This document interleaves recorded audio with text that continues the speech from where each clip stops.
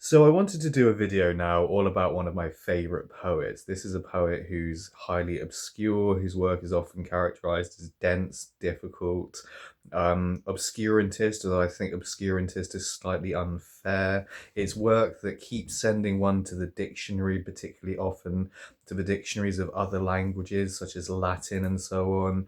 And this is, of course, the work of Geoffrey Hill, the late Geoffrey Hill, who died in 2016, who was Oxford Professor of Poetry. And yeah, his work is phenomenal, I think. I think it's just some of the most beautiful poetry that's ever been written in English. I'm going to read one of his poems during the course of this video. And I just wanted to read this because it gives you a feel of how technically brilliant he is. And of the formal precision famously that he incorporates into his work. So yeah, this is, I think I'm going to do the poetry reading now actually. This is called In Memory of Jane Fraser, and it goes like this. When snow like sheep lay in the fold and winds went begging at each door, and the far hills were blue with cold and a cold shroud lay on the moor, she kept the siege, and every day we watched her brooding over death like a strong bird above its prey, the room filled with the kettle's breath. Damp curtains glued against the panes sealed time away. Her body froze as if to freeze us all and chain creation to a stunned repose. She died before the world could stir. In March the ice unloosed the brook and water ruffled the sun's hair. Dead cones upon the alder shook. Now, how brilliant is that? That's just like, there's some of the lines in this which I feel are just absolutely seminal. The room filled with the kettle's breath. I think when you say something like the room filled with the kettle's breath, you can just immediately imagine what he's talking about. He's talking about this old lady in her room with the kettle boiling and the breath of the kettle, and it's cold outside and it's cold inside, really. And the condensation is just leaving this massive cloud in the room. And what else is there in this? That snow like sheep lay in the fold. That's pretty good, yeah. And the winds went begging at each door. Yes, that's fantastic, I think. The winds went begging at each door. You can imagine beggars out in the cold, I think. You can imagine the wind in this kind of desperate moaning and howling, I think. Um, and the moors nearby, that the far hills were blue with cold and a cold shroud lay on the moor. You can imagine the hills and then the moor beyond. And yes, I think that it's not a famous poem.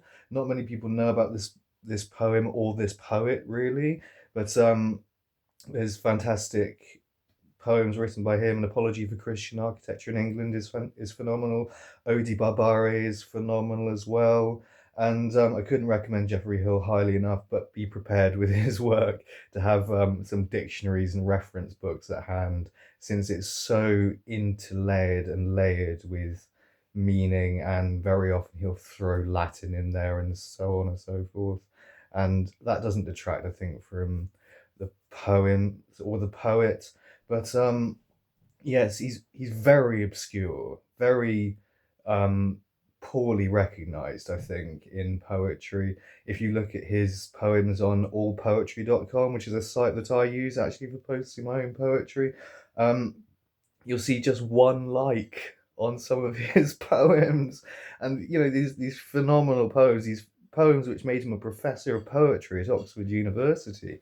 And he's widely considered in poetry circles as one of the greatest English poets we've ever produced. He's his work is in here, which I think is the gold standard of being a poet. It's in the Penguin Book of English Verse, but so few people know about him. And one like on all poetry. It's I've gotten more likes on all poetry than that for some of my poems. I get like 2 or 4 likes sometimes for my work. But that's not a boast, is it, really? Because the popularity of something does not determine its quality. I do not think, not at all. The popularity of something, the worst trash gets very, very popular and very, very successful. But it's actually the works of the likes of Geoffrey Hill that really will live on in time.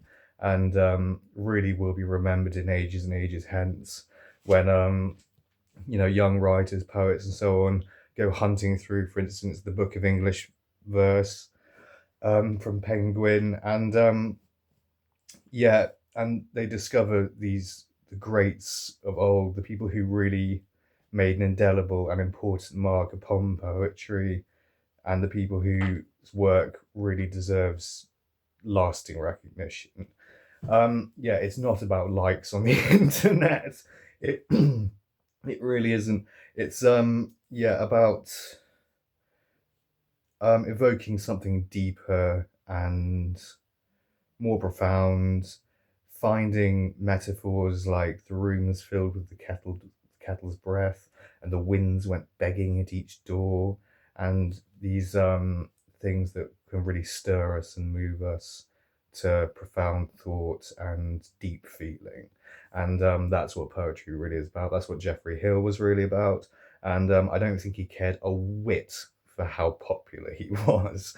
I think he cared for slightly higher things than that, slightly more important things than that, and slightly more profound things than that, than mere popularity, mere fame and monetary success and these sorts of things, which are practically impossible to derive from real poetry.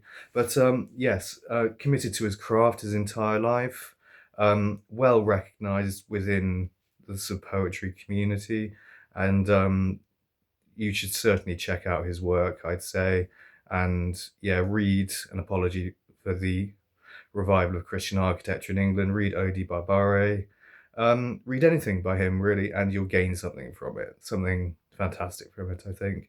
And I think I've spent enough time blowing smoke up his arse. So thank you very much for watching this video. Love you lots, and I'll see you soon.